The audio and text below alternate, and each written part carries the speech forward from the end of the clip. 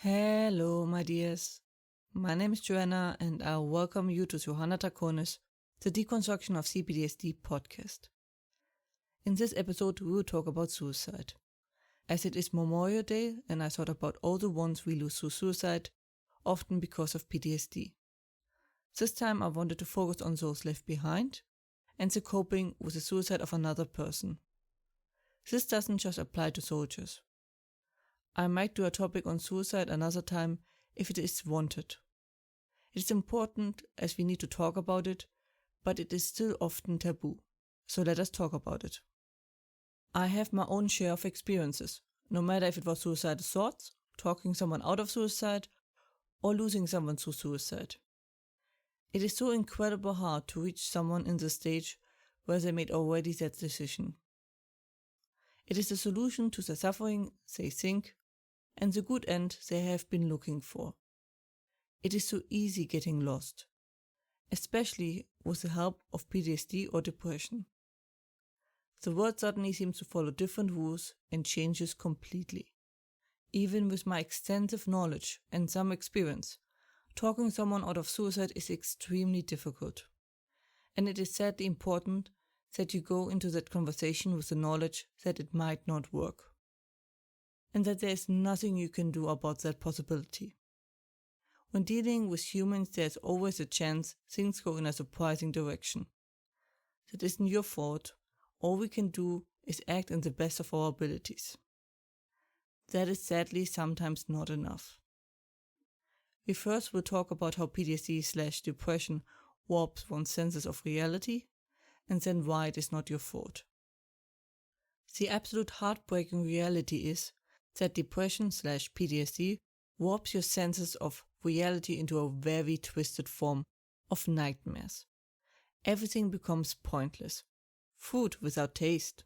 Same with drinks. Sex is dull, and your orgasm will become meh. Movies, music, sports, books, new things, and so on. All of it will give you less and less joy. Anything that was once a source of energy, positivity, and the like will become more and more barren. So the worst part, in my opinion, is what it does to our love. Be it the love for our friends, family, partner, pets, or anyone. It blocks our ability to feel it, to feel the warmth of it. Without it, the world becomes a cold, dark, and harsh place. The goal is really to take more and more away from you until you give in. It is like a self-destruction feature of the body. And it is initiated by the brain, which interprets the world around us for us, which means it determines the narrative, and we are at its mercy. If the brain says there's a huge yeti in front of you, then you will believe it, even if your logic tells you that there is no way this is true. And this brain not only tells you there is no longer any love, but that you are an active burden to those around you. It is not hard to believe that, when you are not able to work or be productive, and relying on help of others, and often you are in that state because of depression/PTSD. Trust me, you honestly believe that with the fullest of your heart. Which leads us to It's Not Your Fault section. As people in this state genuinely believe they are doing those around them a favor by killing themselves, and that they will be grateful and relieved for this act, after being sad for a bit, even if they experience the suicide of someone else. There is no logic to it.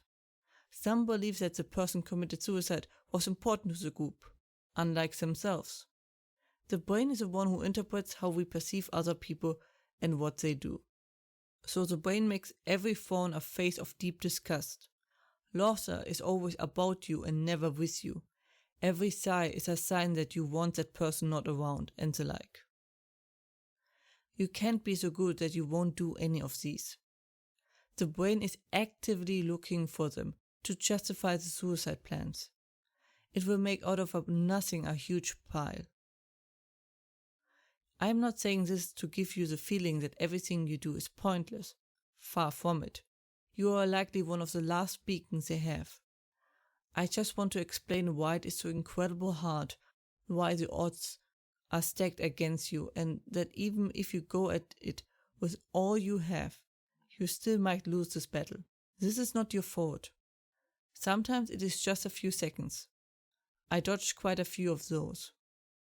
A few seconds later, one wouldn't have done it. I know it is easier to beat yourself up, because that means you can hold someone responsible, even if it is yourself. Where else to go with your pain, hurt, frustration, anger, grief, and the like? It is easier to blame yourself than to accept that these things just happen, because that means they can happen again at any time, which means you can get hurt again. So it is easier to hold yourself accountable, to get some sort of control back. But this is life. Things just happen, good and bad. And as much as we would like to control it, we can't.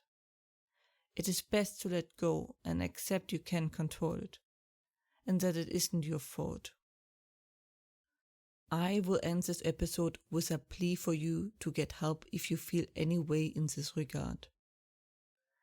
Get help when the trouble is as small as possible. I will leave links and contacts in the description. You are not bothering them.